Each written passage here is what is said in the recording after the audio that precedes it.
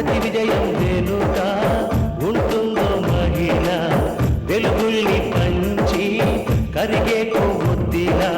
ఆ వెలుగే సత్యం శివం, గుర్తిస్తే నీదే జయం. ఒక మగువ శాపంతో పసివాడే గగనం, ఒక మహిళ శపథంతో కొణికింది భువనం. మధురం నీ చరితం.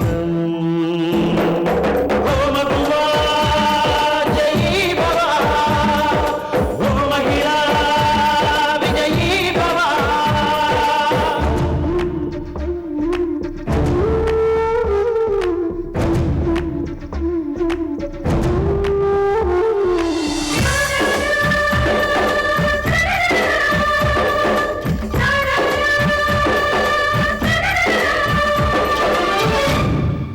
ఒట్టి మాటతో ఒక్కనాటికి రాదు రాదు జయము, చిత్తశుద్ధితో చెమట వచ్చితే అందదా విజయము. పిడుగురాలిన అడుగు ముందుకు వేయునే ధైర్యము, మనసు చూపిన మార్గ మొదలక సాగని పయనము. అంతులేనిది నీ సహనము, సాటి లేనిది నీ త్యాగము. బతుకు బాటలో ఎన్ని వెతుకులాటలో, మలుపు మలుపున ఎన్ని ఆటుపోటులో, గెలుపే నీ ధ్యేయం.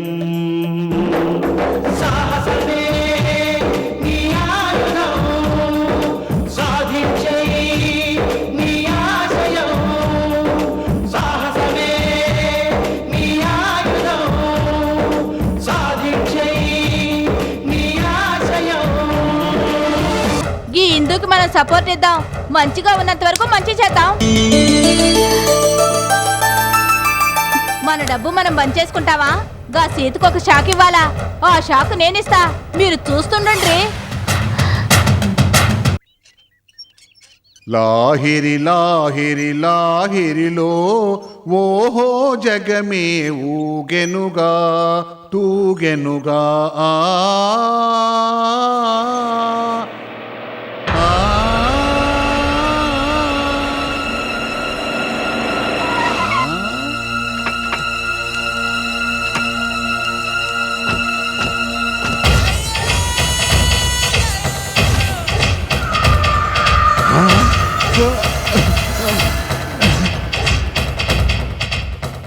ఏంటి వీళ్ళంతా స్వర్ణక్కని తీసుకొస్తున్నారు? అమ్మ సీత, అమ్మ సీత, సీత, సీత, అమ్మడో సీత, సీత. కొంపలు అంటుకుపోయినట్టు ఏంటలా అరుస్తున్నావు? మీ ఆడపడుచు హిందూ వాళ్ళ అమ్మ అమ్మమ్మలతో పాటు స్వర్ణక్కను కూడా తీసుకొస్తుందమ్మా. ఏమిటమ్మా స్వర్ణక్క పేరు చెప్పంగానే నాతో పాటు నువ్వు కూడా షాక్ అయిపోయావా? అమ్మడు, ఈ లోకంలో నేను ఎవరికి భయపడిన గాని ఆ స్వర్ణక్కని చూస్తే మాత్రం లోపల నుంచి దడబుట్టుకొస్తుందమ్మా.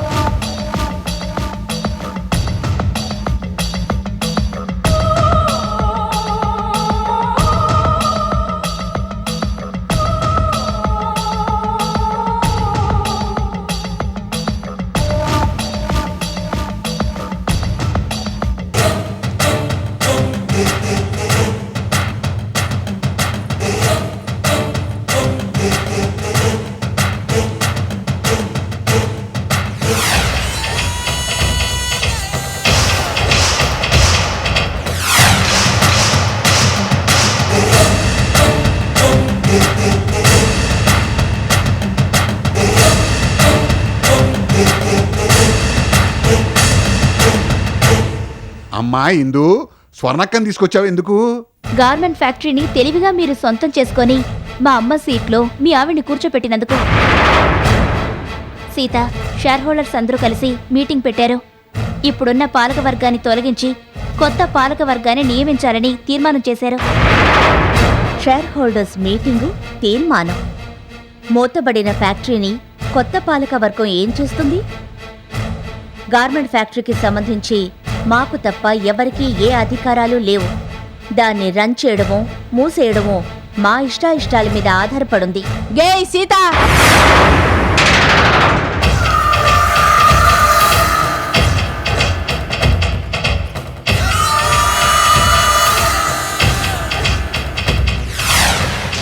ఏంది వెల్లుల్లు పెడుతుండావు? ఏంది గాజు తిప్పుడు? ఈసారి గాజు తిప్పావో నీ తల్లి నిన్ను తిప్పుతా, ఎరికేనా? ఏందివే ఇష్టానికి వాగుతుండావు? మాకేం చెప్పావు? ఏం చెప్పాను? కొత్తగా లోన్ పెట్టినావు, అది రాగానే తిరిగి ఫ్యాక్టరీని తిప్పుతా అని మాకు చెప్పి నువ్వు గాజు తిప్పుకుంటూ కూర్చున్నావా బిడ్డ? ఒక షేర్ హోల్డర్ గా అడుగుతున్నా, అసలు ఫ్యాక్టరీ ఎందుకే మూసినావు? అడిగే హక్కు నీకు లేదు. గట్లొచ్చినావు. అడిగే హక్కు నాకు లేకపోతే మూసే హక్కు నీకెక్కడిదే? ఏంటి నువ్వు నీ ఇష్టం వచ్చినట్టు మాట్లాడుతున్నావు? నీ దగ్గర షేర్స్ 100 ఉన్నాయా 1000 ఉన్నాయా? నేను తలుచుకుంటే 10 రెట్లు ఎక్కువ ఇచ్చి నీ దగ్గరున్న షేర్స్ మొత్తం కొనేయగలను. అనవసరంగా పిచ్చి పిచ్చిగా మాట్లాడితే నేను ఊరుకోను. ఏయ్, ఏందే వాగుతున్నావు?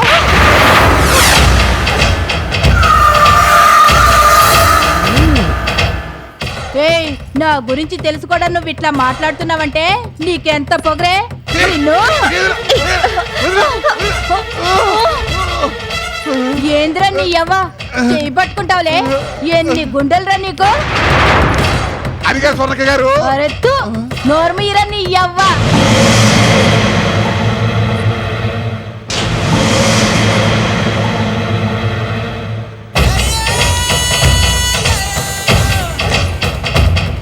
ఏయ్ పోరి, 51% షేర్స్ నీ కాడే ఉన్నాయని పోజు కొట్టకే. మా కాడ 49% షేర్స్ కొన్న వాళ్ళు ఉన్నారు. నేను తలుచుకుంటే నువ్వు ఉండవు, నీ తల్లి ఉండదు, ఆ బుడబొక్కల నీ బాబు ఉండడు. 2 రోజుల్లో ఓ మంచి నిర్ణయానికి రా, లేదంటే నిన్ను నీ బాబుని నా అడ్డాకి దొరికిపోయి బొక్కిలు ఎరగదీస్తా. నీ తల్లి సిగదరగా రాయిందు.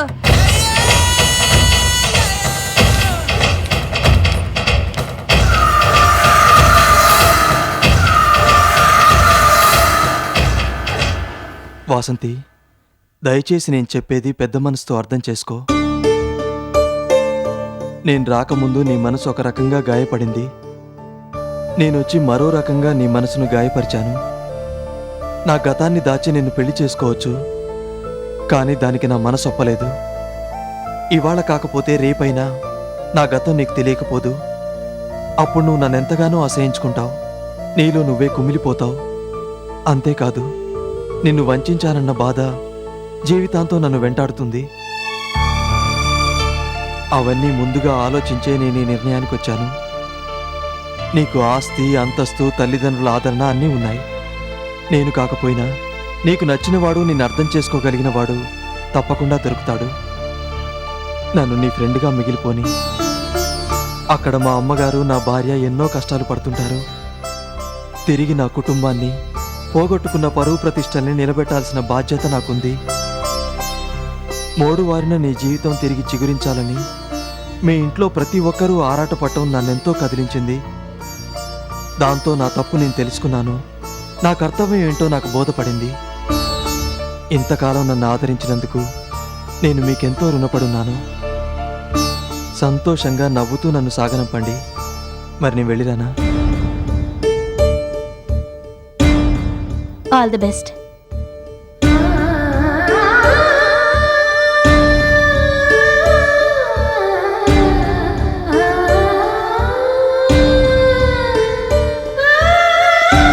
బాలాజీ, రే కుక్కు, నిజమైన స్నేహితుడు అంటే నువ్వేరా. నీ రుణం తీర్చుకోలేను. బాలాజీ, నీ నిజాయితీయే నీకు శ్రీరామ రక్ష. నువ్వెక్కడున్నా సుఖంగా ఉండాలి. ఈసారి నువ్వు చెన్నై వస్తే నీ భార్య పిల్లలతోటే రావాలి. వస్తాన్రా. క్షేమంగా వెళ్ళిరా.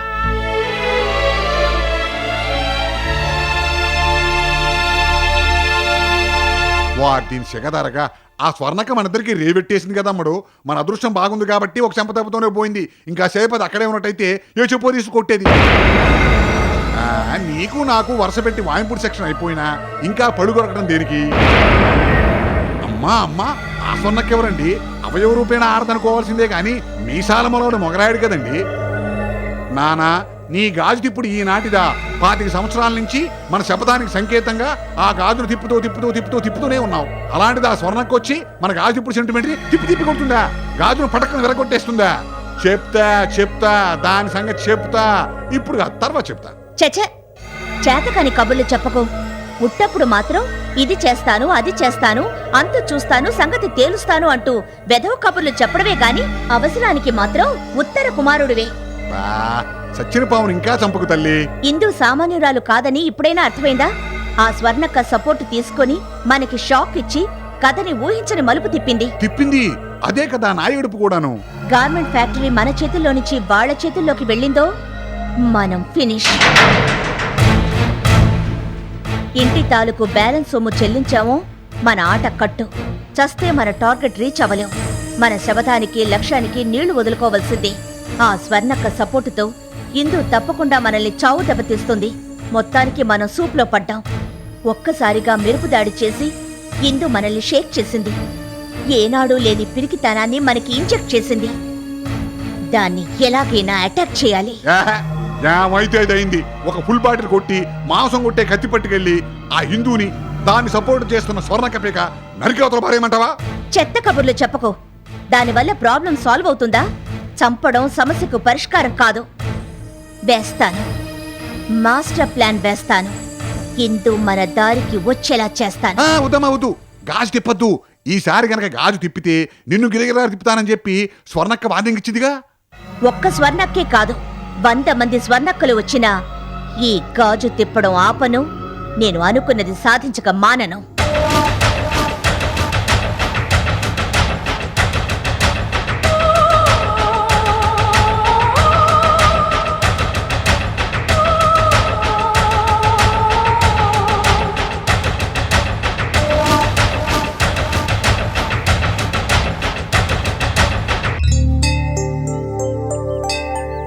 అల్లుడు, నన్ను నా తప్పుల్ని మన్నించు. నా కక్కుర్తి బుద్ధిని, నా నీచ మనస్తత్వాన్ని పెద్ద మనసు చేసుకొని నువ్వే క్షమించాలయ్యా. కేవలం డబ్బుకు విలువిచ్చి మంచితనానికి మానవత్వానికి వంచన చేశాను. విఠలకు పెద్ద పీట వేసి నిన్ను చిన్న చూపు చూశాను. ఆ విఠల్ మాయ మాటలు నమ్మి వాడు చెప్పిందల్లా చేశాను. మంచి చెడ్డలు, మానవతా విలువలు, మనుషులు మనస్తత్వాల గురించి మాలిని తెలియచెప్పింది. దాంతో నాకు కనువిప్పు కలిగింది. నీదెంత గొప్ప మనసో తెలిసింది. నేను నీకు చేసిన దానికి సిగ్గుపడుతున్నానయ్యా. జరిగిందంతా పీడకల్లాగా మర్చిపోయి మన ఇంటికి రావయ్యా.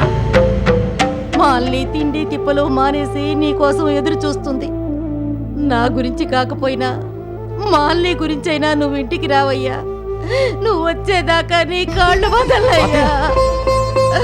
మీరు నా కాళ్ళు పట్టుకోవడం ఏంటి? వస్తావు కదూ, నువ్వు మాలిని కలిసి కొత్త జీవితం ప్రారంభించాలి. అదే నేను కోరుకునేది. పదాలుడు, పదవయ్యా.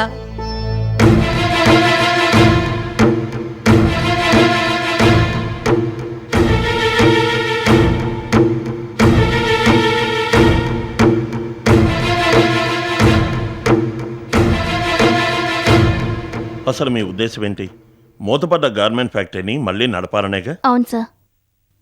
తగిన పెట్టుబడి లేకుండా మీరు ఫ్యాక్టరీని ఎలా రన్ చేయగలుగుతారు? లాయర్ గారు, రన్ చేయటం చేయకపోవటం తర్వాత సంగతి. ముందు ఫ్యాక్టరీ వాళ్ళ దగ్గర నుంచి మన చేతికి రావాలి. లాయర్ గారు, షేర్ హోల్డర్స్ అందరూ దాదాపుగా మనకే సపోర్ట్గా ఉన్నారు. ఇప్పుడు మనం ఏం చేస్తే ఫ్యాక్టరీ మన చేతికి వస్తుంది? మూర్తి గారు, సీత ఫ్యాక్టరీ ఎలాగూ రన్ చేయట్లేదు. కనీసం మీ చేతికి వస్తే మీరన్నా రన్ చేస్తారన్న నమ్మకంతోనే షేర్ హోల్డర్స్ మీకు సపోర్ట్ చేస్తున్నారు. రేపు మీరు కూడా ఫ్యాక్టరీ రన్ చేయలేకపోతే ఇప్పుడు మీకు సపోర్ట్ చేస్తున్న ఈ షేర్ హోల్డర్సే మీకు వ్యతిరేకమవుతారు.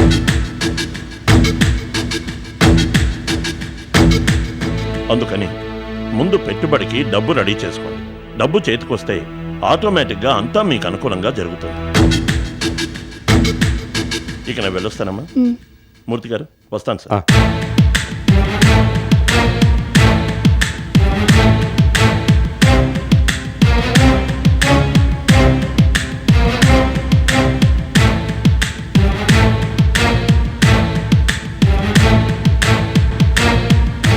ఇందు, ఇప్పుడేం చేద్దాం?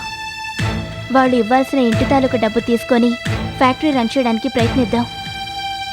సీత పెట్టిన గడువు పూర్తయింది కదా, రండి వెళ్ళి డబ్బు అడుగుద్దాం. ఈ ఎండలోనా? ఎండ మాడు పగిలిపోతుందమ్మా. ఒరే మూర్తి, ఎండ వాన చలి అనుకుంటూ కూర్చుంటే అనుకున్నది సాధించలేవురా. నువ్వుండు, మీరు రండరా. వెళ్ళొస్తాం అన్నయ్య.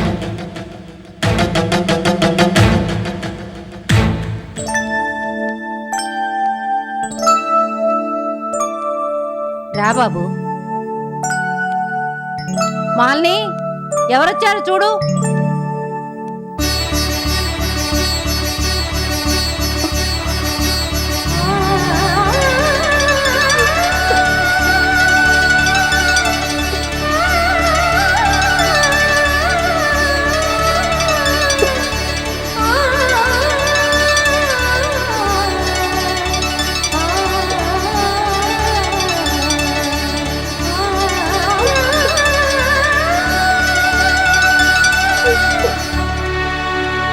మాలిని, అన్నమాట ప్రకారం మీ ఆయన నేనే తీసుకొచ్చాను.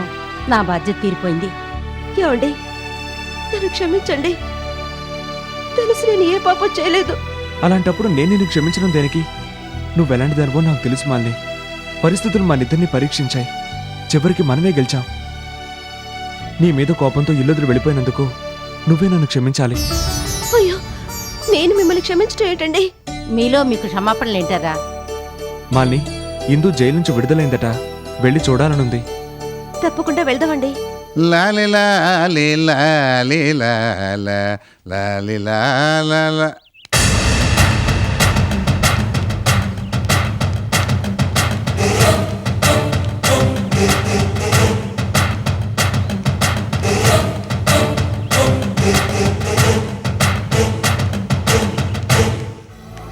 అమ్మా సీత, ఏమిటానా? భూత ప్రేత పిశాచాలు వస్తున్నాయమ్మా.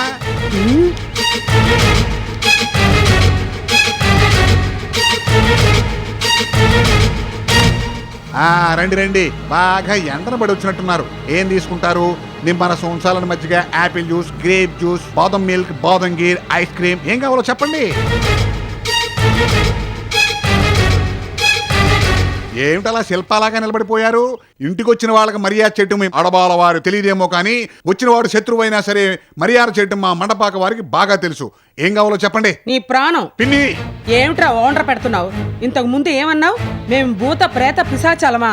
మాటలు జాగ్రత్తగా రాని, లేకపోతే ప్రాణాలు తీస్తాను. అమ్మా, మనం వచ్చిన పనేమిటి? అలా అని వాడు ఇష్టం వచ్చినట్లు మాట్లాడుతుంటే ఊరుకోమంటావా? అమ్మమ్మ, నువ్వు ఊరుకో.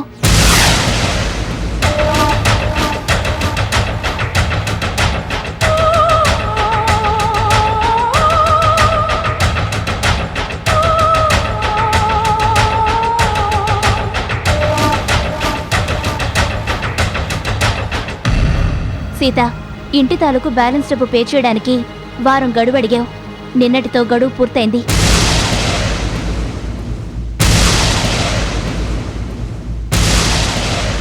నువ్వు పంపిస్తావని చూసావు. ఎవరూ రాకపోయేసరికి మేమే రావాల్సి వచ్చింది. అనవసరంగా శ్రమపడి వచ్చారు. మా అవసరం అలాంటిది.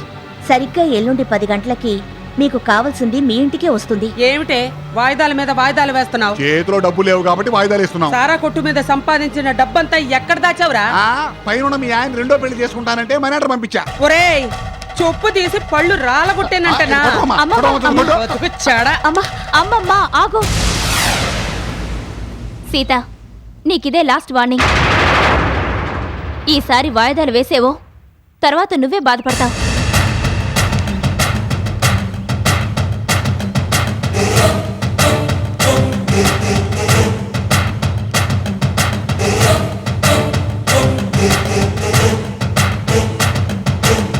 అమ్మా సీత, డబ్బు ఇవ్వబోతున్నావా? ఇచ్చేది డబ్బు కాదు, షాక్. అంటే? చూస్తూ ఉండు, ఈ గాజు తిప్పినట్టు కథ ఎలా మలుపు తిప్పుతానో.